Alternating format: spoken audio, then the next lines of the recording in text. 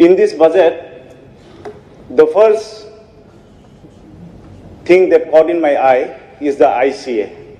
Here we have many media friends in our gallery who stays with us till the last session. Actually, for them, this budget have not thought anything. This budget did not mention anything for them. We proudly say they are the fourth pillar of the nation. But in this budget, there should have been a residential quarters for them. I proudly thank our former ICA Minister Sri Sushanta Chaudhary ji, which has never been done before. There are many news channels which has been enlisted newly, and many senior journalists and as well as junior journalists also, they have been accredited. I am very thankful for him. But I will say, only giving enlistment and giving accreditation is not enough for the media persons. Actually, media should be given respect with colony, with quarters, and with pension schemes. I have been acknowledged that media are given medical insurance, health insurance.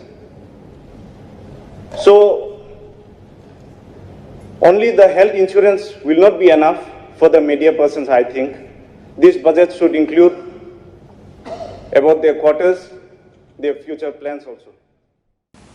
I will admit this treatment as a step-orderly treatment.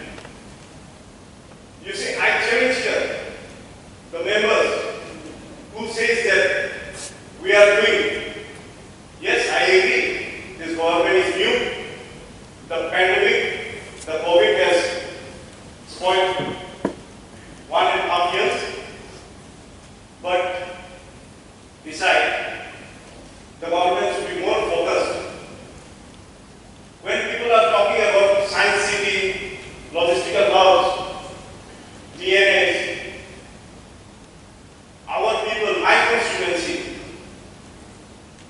there are more than 10, 15 villages, they have not seen electricity. 70 families and 50 families will get solar light and the other 20 will not get. This is the ground reality. When we talk about the electric, there are many new schemes or companies, agencies in power department coming, which is introduced in this bill also. Let me tell one example of the bill, of the agencies like TPTL, NTPC, TRADA, FEDCO. You go to the department, you go to the electric department. My people have submitted tons of applications. That, sir, we don't have electric in our village. What I say? I say, let's go together and talk. When we talk to the department, the FEDCO will say, sir, amader ko farm dewa hoyeche na. The electric poles we cannot install unless and until we get fund.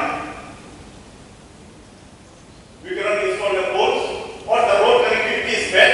That is why our car cannot go, our company doesn't reach there. Some villages are established in 1913, before the independence, 1940, 1945. You see, the roads are muddy road, not even brick soil. So how can you say, sabka saath, sabka vikas? I believe the members of the house, the leader of the house, will look into the areas of TTNC more than discriminating us. This is what I believe. We talk about the panchayat budget, about the paperless office, transparency. No office is transparency. You go to office, panchayat secretary will say, action plan is not printed. You ask the scheme, panchayat secretary will never tell the scheme to the people,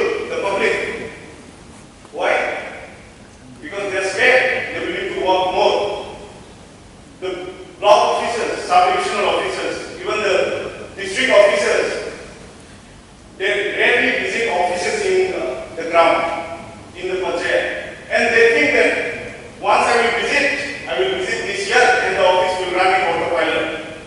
But wrong, the office doesn't work like that.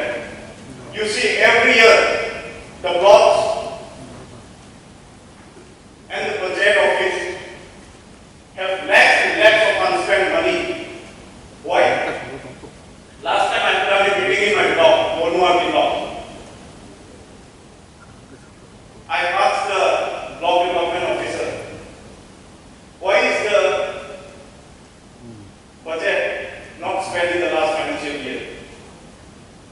Then one of the project secretaries said, sir, block has not given us budget estimate, so we are not able to work.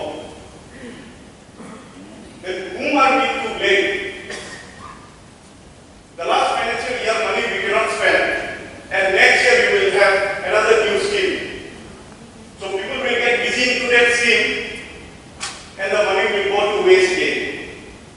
And you see in our village, in the rural areas, there is no roads, no water. You have to admit that. You have to agree that. We talk about Jal Mission. All the schemes, all the tap lines, household tap connectivity which we say, that is all connected in urban areas. You come to my constituency, I welcome. In my constituency, people still drink water from stream water. And luckily, if some villages get deep tube wells or water system, they cannot drink the water because of iron. Because in the Jal Jeevan Mission, they did not include the purification. So that the iron can be prevented and the water can be drinkable. This is the truth.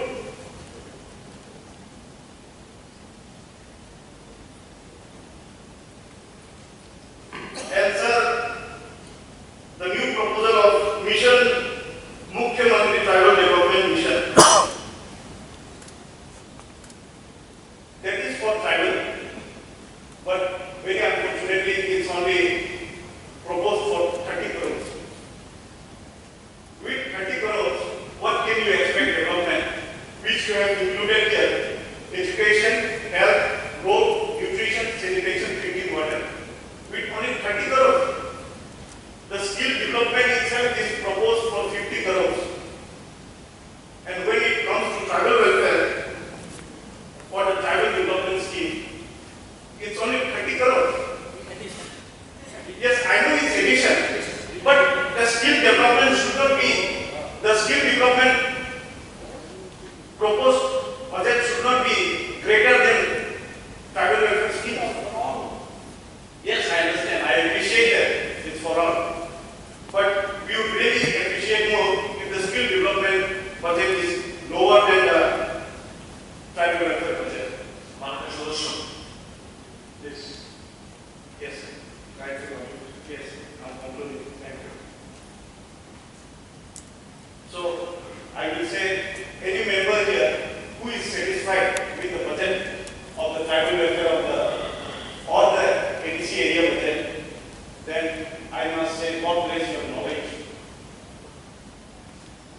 To keep the democracy healthy, or if you follow the mantra Sabka Saath Sabka Vikas, then please rectify this budget again. I will consider this budget as a systematic, discriminated budget. And this is the reason maybe we are asking for permanent solution, that is separate state. We don't want to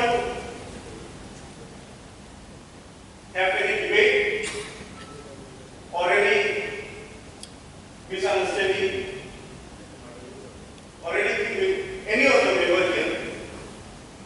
We need the rights. We are asking for our rights. I think this is what our constitution also says. Thank you. Hambai.